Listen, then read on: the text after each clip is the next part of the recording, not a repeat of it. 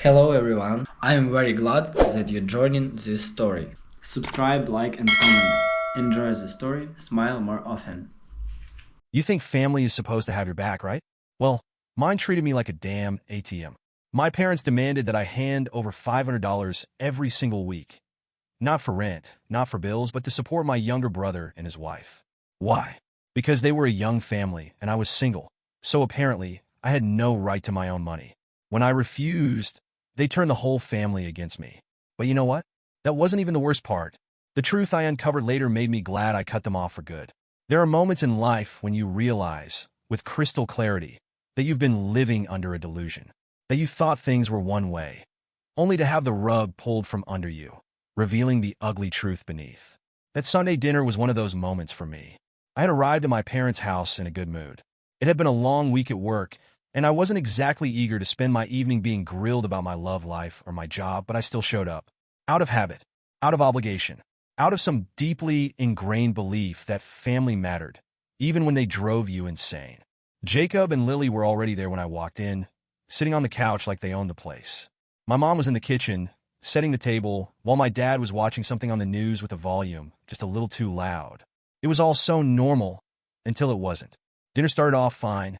My mom made her usual pot roast, and we went through the usual small talk. My job was going well, Jacob's job was fine. Though he didn't really elaborate. Lily was tired from taking care of their daughter, and my parents had started watching some new show they were convinced I'd love. It was all perfectly routine, until my mom cleared her throat and gave me that look. The one she used to give me when she was about to ask for something, but wanted to pretend it was just a casual suggestion. "You know, sweetheart, we've been talking," she said, putting down her fork and folding her hands in front of her. "And we think it would be fair if you helped out Jacob and Lily." I blinked. "Help them out?" "You make good money," she continued, her voice as sweet as honey. "And they have a child to take care of. They're struggling, and families should support each other." I still didn't get it. Not really. I thought maybe she was asking me to co-sign a loan for them or help them find a better apartment. But then she said the amount. $500. Every single week. I nearly choked on my drink. "You can't be serious," I said, laughing nervously. My dad leaned forward, his face already settling into that disappointed frown he always wore when I didn't immediately fall in line. "Jacob works hard, but times are tough. You don't have a wife, no kids, no real responsibilities. What's $500 to you?" I looked at Jacob then, expecting him to at least try and stop this madness. Maybe tell them that this was ridiculous, that he wouldn't take my money even if I offered.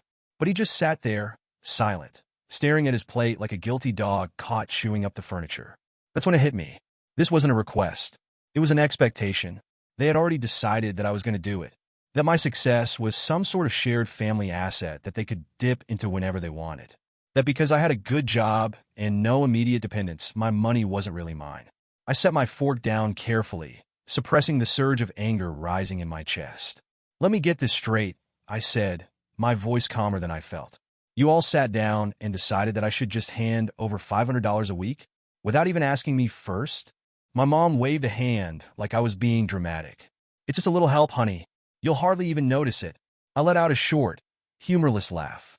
"That's $26,000 a year. A little help?" Jacob finally spoke up then, though he still wouldn't meet my eyes. "It's not that much when you think about it, man. You make what? 6 figures now." Something inside me snapped. Not just because of the words, but because of the entitlement dripping from them. "So, because I make good money, I'm just supposed to give you a chunk of my paycheck? Just because you need it?" Lily sighed, rubbing her temple like this conversation was exhausting her.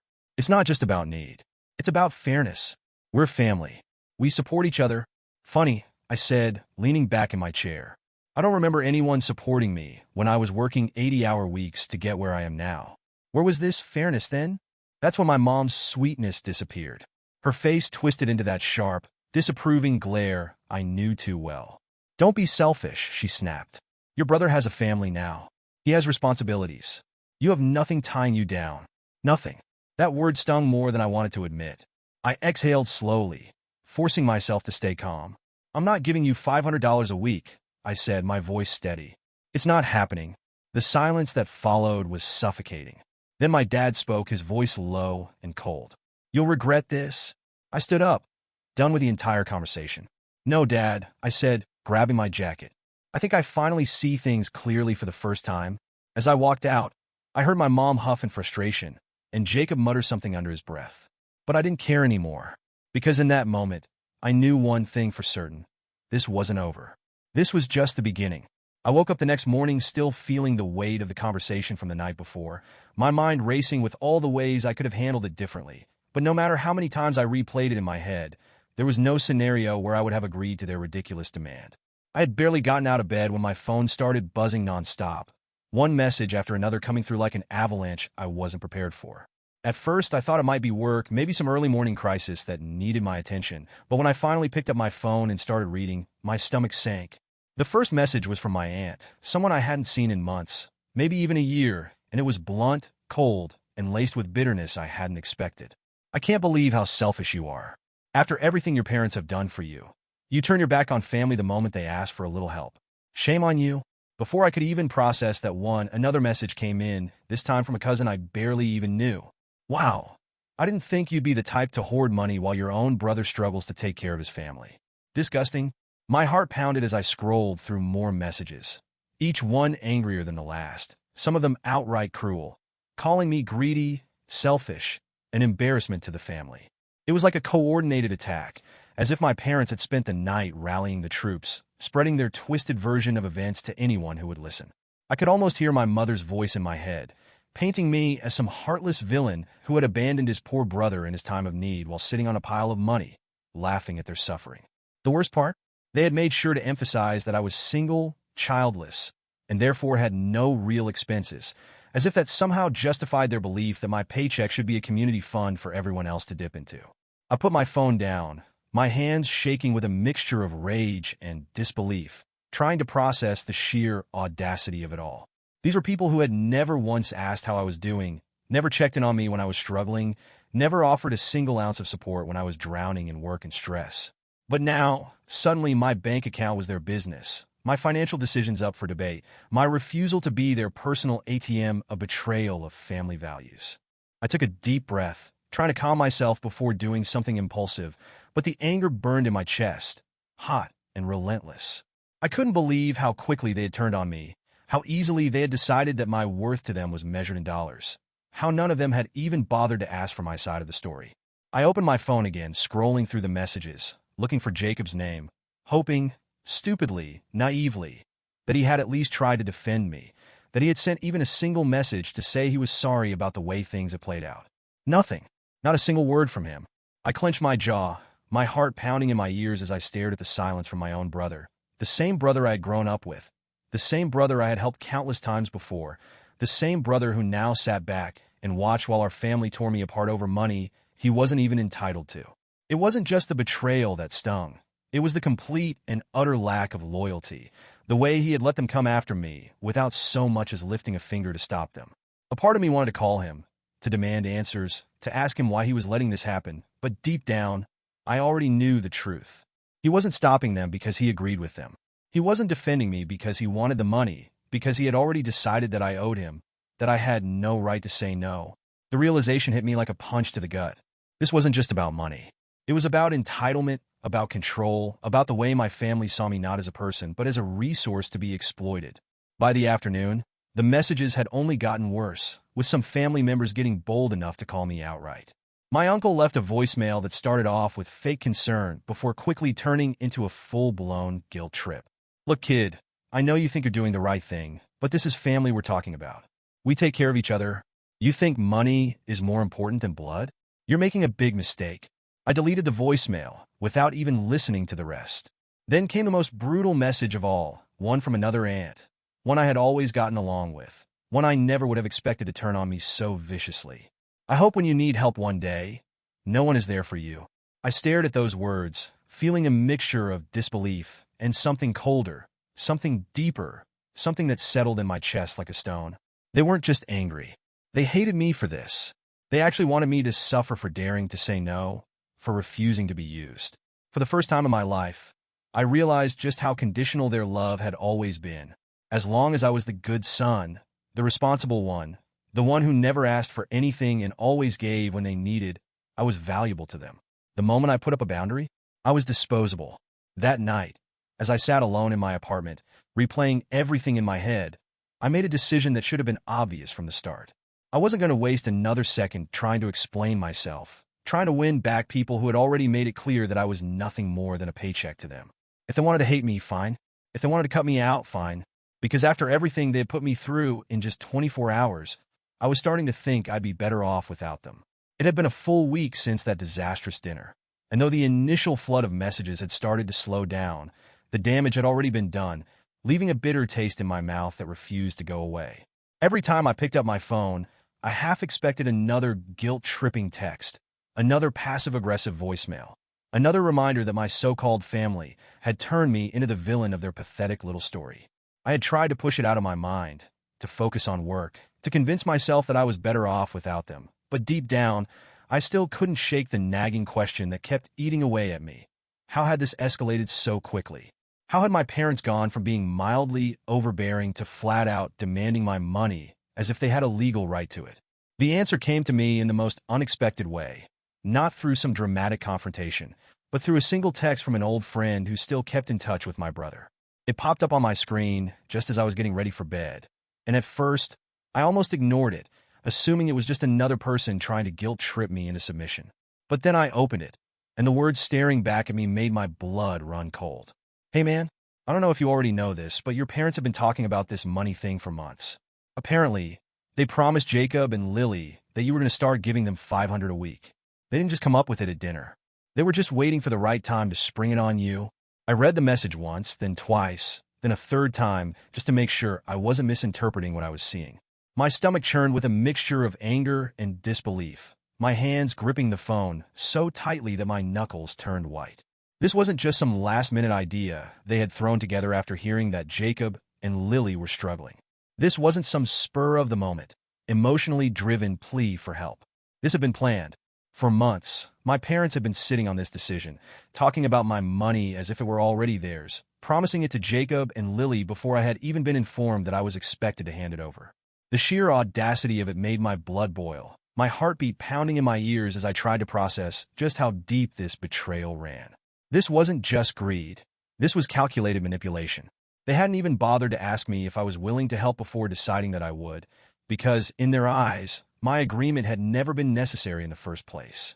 I had never been given a choice. In their minds, my paycheck was already spoken for, and the only thing left was to pressure me into accepting what they had already decided was my role in this family. I didn't even hesitate before grabbing my car keys and storming out of my apartment, my mind set on getting the truth straight from the source. I wasn't going to let this fester any longer, wasn't going to sit around wondering how deep the deception went. I needed to hear it from their own mouths. By the time I pulled up to my parents' house, my anger had only intensified, and I barely gave myself a second to breathe before marching straight up to the door and ringing the bell. My mom opened it, clearly surprised to see me standing there unannounced, but before she could even get a word out, I pushed past her into the house, my voice cold and sharp as I demanded, "So how long have you been planning this?" She frowned, shutting the door behind her as she turned to face me, her expression carefully neutral. "What are you talking about?" she asked, feigning ignorance in a way that only made my blood boil hotter. I took a step closer, refusing to let her play dumb. "Don't act like you don't know. I found out everything. You and Dad have been planning this for months, promising Jacob and Lily my money before I even knew about it. So tell me, when exactly did you decide that my paycheck belonged to you?" She sighed, crossing her arms as if she were the one who had been wronged, as if I was just some unreasonable child throwing a tantrum over something trivial. "It's not like that," she said, her voice laced with frustration. "We were just talking about ways to help your brother, that's all. We assumed you'd want to contribute, because that's what family does." I let out a bitter laugh, shaking my head in disbelief. "You assume? You didn't even have the decency to ask me before promising my money to Jacob and Lily? You just decided that I had no choice in the matter." Before she could answer, my dad walked into the room, his expression already set in that familiar look of disappointment that I had grown up seeing every time I did something he disapproved of. "You're making a big deal out of nothing," he said, his voice calm in that infuriating way that made it clear he didn't think I had a right to be angry. "It's just what family does. When one of us is struggling, we step up and help." I turned to Jacob, who had been sitting quietly on the couch the whole time, his eyes downcast, as if he were hoping to avoid getting dragged into the conversation. But I wasn't going to let him off the hook. "And what about you?" I asked, my voice sharp as a blade. Did you know about this plan? Did you sit there and let them promise my money to you without even thinking to ask me first? He finally looked up, but there was no guilt in his expression, no shame, no remorse for the way this had all gone down. Instead, he just sighed, as if this entire conversation was exhausting for him, as if I was the one being unreasonable. "We need the money, man," he muttered, his tone flat and indifferent. "You can afford it." That was it. No apology, no regret, no acknowledgement that this was wrong. Just a cold expectation that I would comply because they had decided I should. In that moment, I saw everything clearly for the first time. To them, I wasn't family. I wasn't a brother, a son, a person with my own life and choices. I was a paycheck, a walking, talking bank account that they felt entitled to withdraw from whenever they pleased. I exhaled slowly, shoving my hands into my pockets to keep myself from doing something I'd regret. "You know what?" I said, my voice eerily calm despite the storm raging inside me. "You can all go to hell." My mom gasped, my dad scowled, and Jacob just stared at me like I had personally ruined his life. But I didn't wait around to hear whatever self-righteous nonsense they had planned to throw at me next. I turned on my heel, walked straight out the door, and slammed it behind me, leaving them to sit in the mess they had created. As I drove away, my phone buzzed with an incoming message from Jacob, and for a brief second, I thought maybe, just maybe, he had realized how wrong this all was. But when I glanced down at the screen, all I saw were 5 words that confirmed everything I already knew. "You'll regret this one day." I gripped the steering wheel, my jaw tightening as I forced myself to focus on the road ahead. Maybe I would regret it, but I highly doubted it. I didn't waste another second sitting in that house, listening to them justify their betrayal, as if it were some natural law I had broken, as if I had committed some kind of sin by refusing to be financially exploited by my own blood. I stood up from the couch, pushing my chair back so forcefully that it scraped against the floor with an ear-piercing screech. My hands clenched in a fist as I looked each of them in the eyes, forcing them to see the anger, the hurt, the sheer disgust burning inside me. My mother opened her mouth, probably to launch into another speech about duty and family, but I didn't give her the chance. I cut her off before she could even start, my voice sharp and unwavering as I said the words that had been building up inside me for far too long. "I'm done," I said, my tone leaving no room for argument. "If I'm nothing but a wallet to you, then you can live without my money and without me." For a moment, there was nothing but stunned silence, as if they truly hadn't believed I would go through with it, as if they had assumed I would cave under the pressure, apologize for my supposed selfishness, and hand over my hard-earned money without a fight. My mother gasped, one hand flying to her chest like I had physically struck her, her eyes wide with shock, as if she were the victim in all of this and not the person who had spent the last few weeks turning our entire family against me. My father, on the other hand, simply shook his head, his expression unreadable but full of quiet disappointment, as if I had failed some unspoken test he had set for me. But it was Jacob's reaction that sealed it for me, that truly drove the knife deeper into an already open wound. He didn't get angry. He didn't try to explain himself. He didn't even attempt to fake any sort of remorse for the way he had sat back and let this happen. No, all he did was sigh, exhaling heavily like I was the one making things difficult, like I was the one who had created this mess instead of simply refusing to be manipulated any longer. I turned on my heel without another word, my heart pounding in my chest as I walked toward the door, refusing to let them see just how much this moment hurt, just how deeply their betrayal had cut me. I stepped outside into the night air, slamming the door shut behind me with a finality that sent a sharp echo through the quiet neighborhood. My breaths coming fast and shallow as I walked to my car with a single thought repeating over and over in my mind. I was finally free. But freedom, as I quickly learned, did not come without a price. Over the next few weeks, the messages started pouring in, each one worse than the last. Each one a reminder that while I may have cut them off, they weren't willing to let me go so easily. At first, my mother played the guilt card, sending long-winded texts about how I was tearing the family apart, about how my refusal to help Jacob and Lily was breaking her heart, about how she didn't know how we would ever recover from this. When that didn't work, she shifted tactics, resorting to emotional blackmail in a way that only she could. "One day, you'll understand what it means to be a parent," she wrote, her words dripping with manipulation. "One day, you'll have a family of your own, and when you need help, no one will be there for you." I hope you remember this moment when that day comes. My father, unsurprisingly, was far more direct. His messages were short, clipped, and filled with cold, unwavering finality, each one designed to cut straight to the bone. "You'll regret this when you're old and alone," he texted one night, as if he were cursing me, as if he truly believed that my refusal to be their financial safety net would somehow doom me to a future of loneliness and misery. Another message came a few days later, even colder than the last. "We raised you better than this.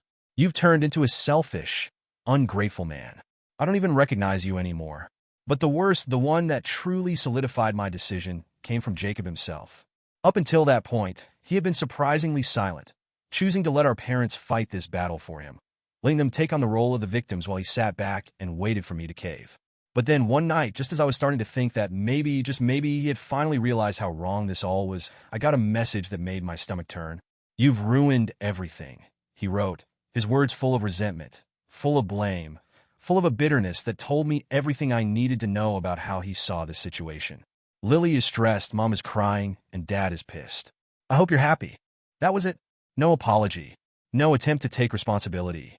No acknowledgement of the fact that I had spent years helping him whenever I could. No recognition of all the times I had been there for him without expecting anything in return. Just blame. Just anger. Just the unwavering belief that I was the problem, that I was the one who had wronged them, that I was the one who had turned my back on family instead of simply refusing to be used any longer. I stared at the message for a long time, my hands tightening around my phone as a strange sense of finality settled over me, heavier than anything I had ever felt before. In that moment, I knew with absolute certainty that I had made the right decision, that there was no going back, that even if I wanted to fix things, even if I wanted to repair what had been broken, it would never truly be the same, because I had finally seen them for who they really were, and there was no unseeing it.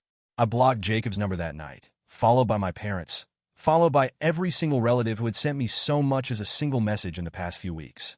I erased every conversation, deleted every voicemail, and then sat in the silence of my apartment, feeling something I hadn't felt in a long time: peace. For the first time in my life, I was free from their expectations, free from their demands, free from the crushing weight of always being the responsible one, the reliable one, the one they could always turn to when they needed something. And though there was a part of me that mourned the family I had lost, a bigger part of me knew the truth. I hadn't lost a family. I had simply stopped pretending I ever really had one. The first few days after cutting off my family were the hardest, not because I regretted my decision, but because I had spent my entire life playing the role of the good son, the responsible one, the one who always stepped up whenever there was a problem, no matter how unfair or inconvenient it was for me. There had always been this unspoken rule that I was supposed to be the stable one, the reliable one, the one who never said no, and walking away from that, breaking free from the expectations that had been weighing me down for years, felt almost unnatural at first. It was like a phantom limb, the absence of something that had once been a constant presence in my life. And for the first time in years, I wasn't receiving calls demanding favors, wasn't being guilt-tripped into solving problems that weren't mine, wasn't carrying the weight of other people's financial irresponsibility on my shoulders. But that didn't mean they gave up easily. My phone continued to buzz throughout the first week, with messages ranging from desperate pleas to thinly veiled threats. My mother shifting between sorrowful apologies and cutting remarks designed to hurt me. My father sending brief, emotionless texts reminding me of my supposed duty to the family, and Jacob remaining mostly silent, aside from the occasional guilt trip that was so transparent it was almost pathetic.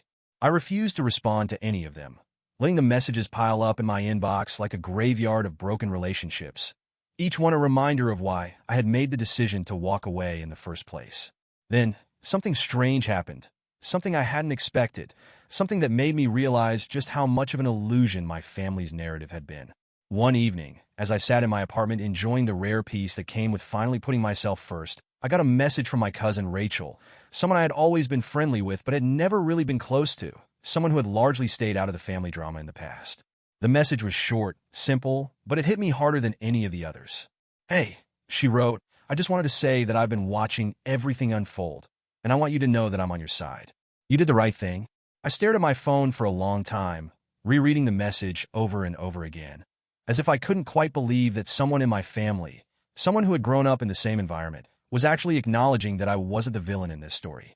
It was such a stark contrast to everything I had been hearing from my parents, from my extended relatives, from the people who had so easily turned on me without a second thought. And for the first time since this all started, I felt a flicker of validation that I hadn't even realized I had been craving. I responded cautiously, not wanting to assume too much, not wanting to believe that there was actually someone who saw the truth of the situation.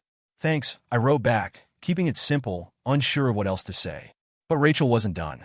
A few minutes later, another message came through, longer this time, more detailed, and what she told me in those next few texts made my stomach churn with a mix of rage, disbelief, and a bitter sense of vindication that I hadn't been expecting.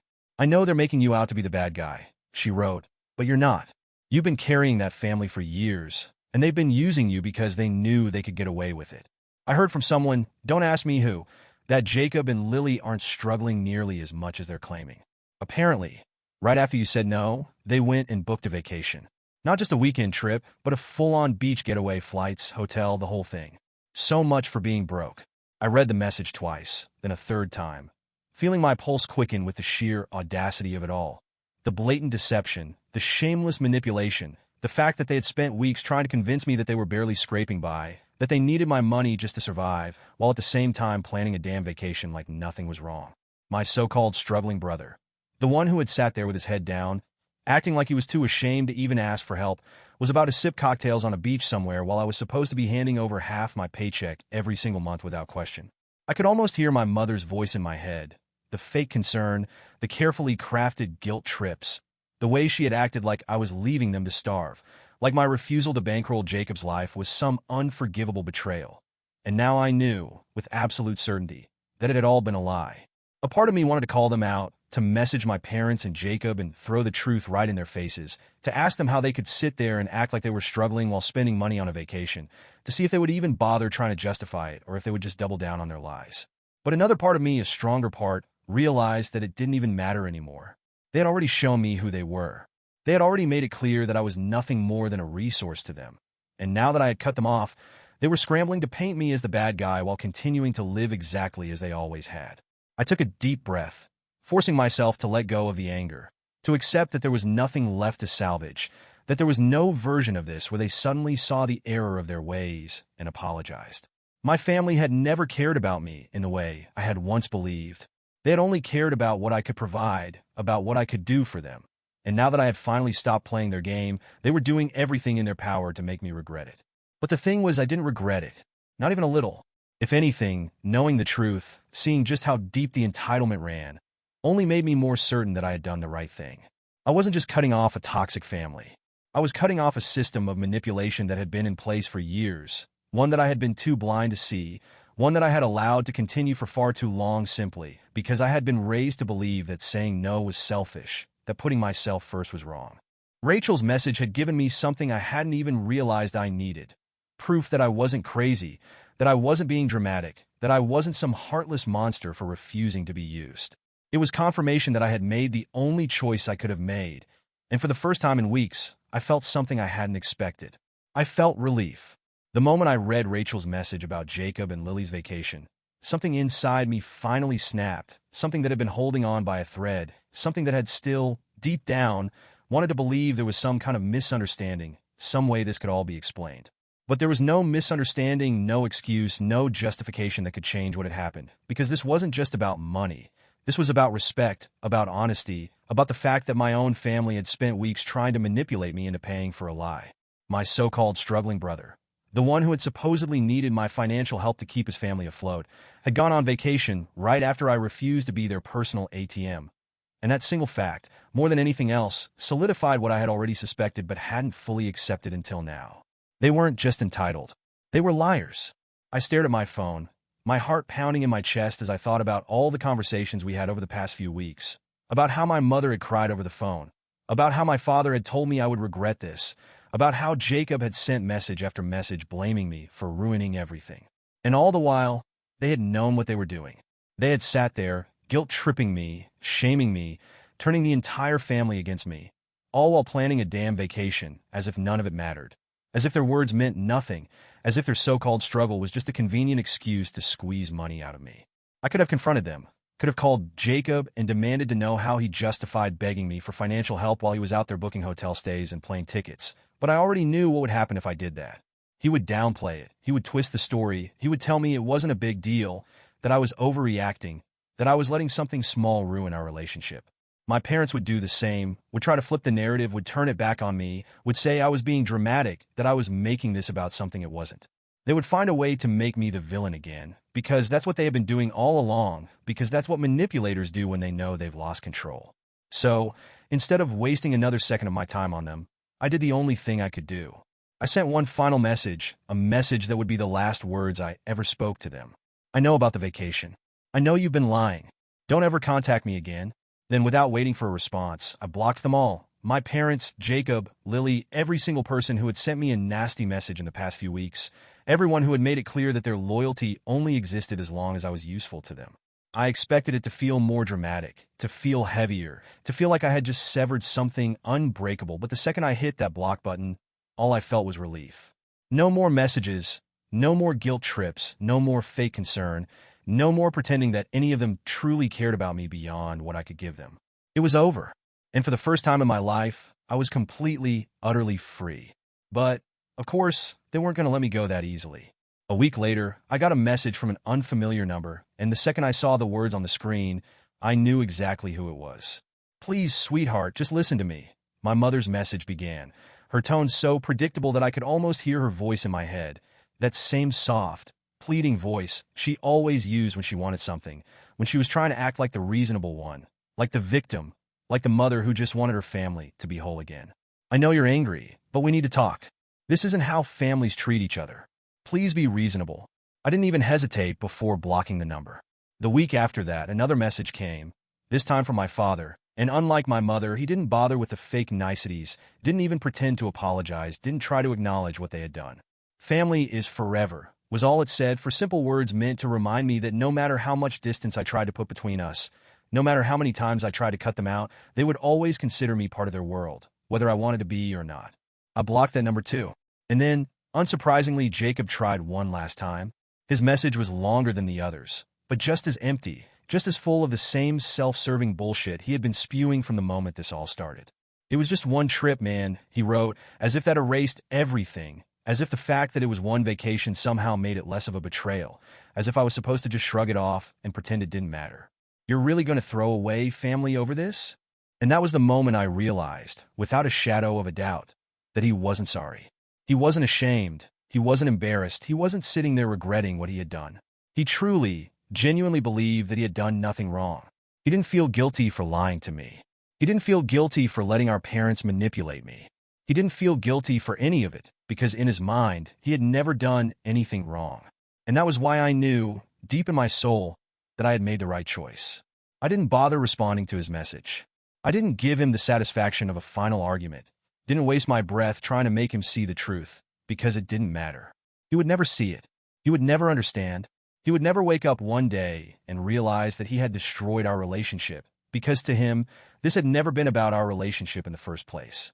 It had always been about what I could give him, about what I could do for him, and now that I had finally refused to play that role, he had nothing left to say to me other than to try and make me feel like the bad guy one last time. I blocked him without hesitation, shut off my phone, and sat back on my couch, feeling an overwhelming sense of peace wash over me. For the first time in my life, I had done something entirely for myself. I had put myself first, had refused to be manipulated, had chosen my own happiness over their expectations.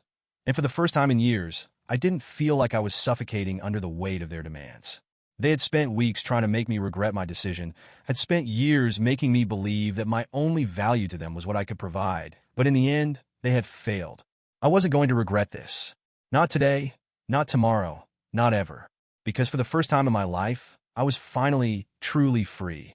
Months passed, and though the initial sting of cutting off my family had long since faded, there were still moments when I caught myself wondering whether they would try again, whether they would make one last desperate attempt to reel me back in, whether they would finally show up at my doorstep with apologies they didn't mean, hoping to manipulate me one more time.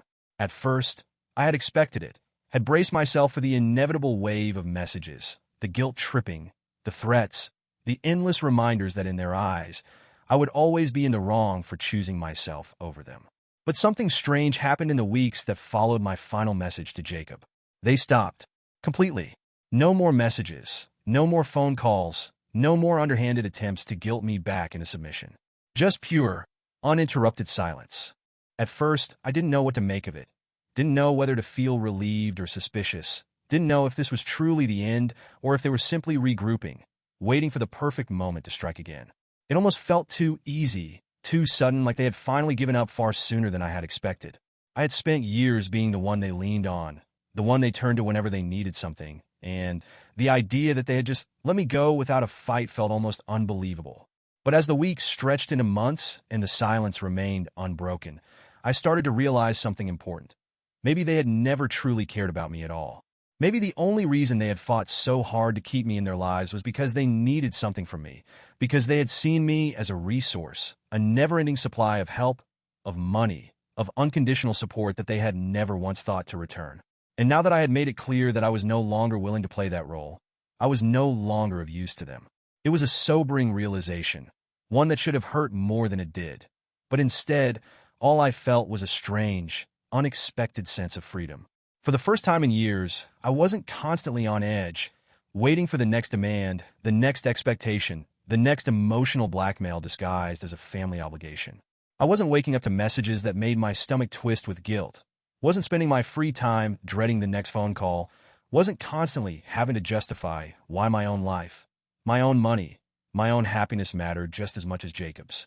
For the first time in as long as I could remember, I was living entirely for myself, without the weight of their expectations crushing me under their endless demands. Then, one day, seemingly out of nowhere, Rachel messaged me again. It had been a while since we last talked, since she had given me the final confirmation that Jacob and Lily had never truly needed my help in the first place. And though I had appreciated her honesty, I hadn't expected to hear from her again. But this message was different, and the second I read the words she had sent, I felt a bitter laugh rise in my throat, a sharp, humorless sound that held no real amusement, just the sheer absurdity of what she was telling me. "Mom says your parents are struggling without your help," she wrote, her tone neutral, as if she didn't quite know how to present the information, as if she wasn't sure how I would take it. I stared at the message for a long time, my fingers hovering over the screen, my mind replaying all the conversations I had had with my parents, all the ways they had belittled me, all the times they had told me that I had no responsibilities, no real obligations, no reason to keep my money to myself when Jacob and Lily had a family to support. These were the same people who had spent weeks calling me selfish, who had convinced everyone in our extended family that I was hoarding money for no reason, that I was abandoning them in their time of need, that I was some heartless, ungrateful son who had turned his back on the people who had raised him. And now, after months of pretending they didn't need me, of acting like they were fine without me, of trying to make me feel like I was the one who had lost something by cutting them off, they were struggling. I almost laughed at the sheer irony of it, at the fact that the people who had demanded I share my money with them, who had acted like I had no right to say no, were now the ones dealing with the consequences of their own actions. They had built their entire plan around the assumption that I would always be there, that I would always give in, that I would never walk away no matter how badly they treated me. And now that I was gone, they had no one left to lean on, no one left to blame, no one left to financially bail them out every time they decided they were entitled to something they hadn't earned. I didn't reply to Rachel's message. There was nothing to say, nothing to acknowledge, nothing to feel except a quiet, unwavering certainty that I had made the right decision, that I had done exactly what I needed to do, that I had saved myself from a lifetime of being used by people who had never truly cared about me beyond what I could provide for them. They had made their choice when they decided to treat me like an ATM instead of a son, when they had chosen to lie to me instead of respecting my right to say no, when they had convinced themselves that they had more of a claim to my paycheck than I did. And now, they were dealing with the consequences of that choice. I had spent so much of my life believing that family was something unbreakable, something permanent, something that could withstand anything, no matter how bad things got. But the truth was, family wasn't about blood, wasn't about obligation, wasn't about some outdated idea that you owed loyalty to people just because you happened to be related to them.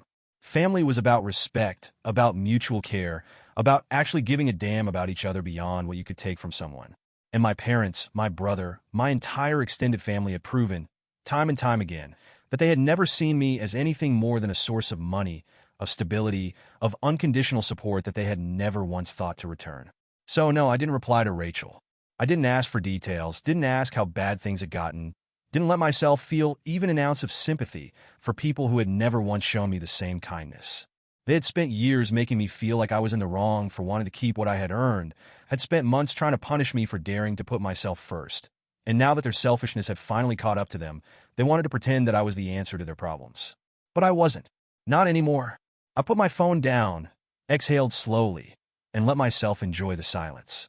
Looking back at everything that happened, at all the arguments, the betrayals, the guilt-tripping, and the sheer entitlement my family had shown, I can honestly say that I don't regret a damn thing about walking away from them. For years, I had let them treat me like a human ATM, like my success was something they were entitled to, like every dollar I earned was somehow up for negotiation, like my refusal to hand over my hard-earned money was some kind of moral failing. For years, I had bent over backward to be the good son, the reliable one, the one who never said no, the one who always showed up when they needed something, even when it was at my own expense. But the moment I finally put my foot down, the moment I finally dared to say no, the moment I finally asserted my right to live my life on my own terms, they turned on me without hesitation, without guilt, without even a second thought about what that said about them. At first, I kept wondering if there had been something I could have done differently, if there had been some version of events where I could have still been in their lives without being used, without being manipulated, without constantly being made to feel like I owed them something just for existing. But the truth is, there was never a version of this story where they respected my boundaries, never a version where they accepted my refusal with grace, never a version where they truly saw me as anything other than a financial safety net they could lean on whenever they needed. The moment I stopped serving that purpose, the moment I stopped giving, the moment I stopped being useful to them, I was nothing to them. That realization was painful at first because deep down, some part of me had still wanted to believe that they cared, that there was still a family worth saving, that they might at some point realize how unfair they had been to me. But people like that don't change, not unless they're forced to, and even then it's only because they have no other choice. I had spent so much of my life believing that family was supposed to be this unbreakable bond, this sacred connection that could withstand anything. But now I know better. Family isn't about blood, isn't about obligation, isn't about some outdated idea that you owe loyalty to people just because they share your last name. Family is about respect, about mutual care, about actually giving a damn about each other beyond what can be taken. And if they don't respect you, if they don't care about you as a person, if they only love you when you're useful to them, then they don't deserve you in their lives. It took me far too long to learn that lesson, to realize that cutting them off wasn't an act of cruelty, but an act of survival, a way to finally take back control of my own life, to live without the weight of their expectations suffocating me. The funny thing is, ever since I walked away, my life has only gotten better. I no longer wake up with a sinking feeling in my stomach, no longer dread every phone call, no longer feel like I'm constantly on the edge of some new obligation being forced onto me. I no longer have to justify my choices to people who don't respect them, no longer have to defend my success against those who feel entitled to a piece of it, no longer have to constantly battle with the guilt that they had spent years drilling into me. I am free in a way I never thought I could be, free to spend my money how I want, free to enjoy my success without feeling like I owe it to someone else, free to finally put myself first without being made to feel like a selfish monster for doing so. And what's even more ironic is that despite all their dire warnings, all their threats, all their dramatic predictions about how I would regret this, about how I would end up alone, about how I would come crawling back when I realized the mistake I had made, none of it has happened. I'm not miserable. I'm not alone. I'm not sitting here drowning in regret, wishing I had just done what they wanted, wishing I had just given in and handed over my money to keep the peace. If anything, the only regret I have is that I didn't do this sooner, that I didn't recognize the toxicity earlier, that I didn't cut them off the first time they tried to make me feel like my success wasn't mine alone. So, to anyone out there struggling with selfish family members, to anyone dealing with parents or siblings or relatives who think they have a right to your time, your energy, your money, your entire life, remember this: you don't owe anyone your happiness. You don't owe them your peace of mind. Don't owe them your financial security. Don't owe them a single thing just because you happen to share DNA. It is not your job to be someone else's safety net, not your responsibility to set yourself on fire to keep someone else warm, not your obligation to sacrifice your own well-being just because they demand it of you. There will always be people who try to make you feel like you're selfish for choosing yourself. Always people who try to guilt you into giving more than you should. Always people who will take advantage of your kindness if you let them. But at the end of the day, it is your life, your future, your happiness that matters most. And if someone refuses to respect that, then they do not deserve to be a part of your life at all. And sometimes, cutting them off isn't just the best option. It's the only one.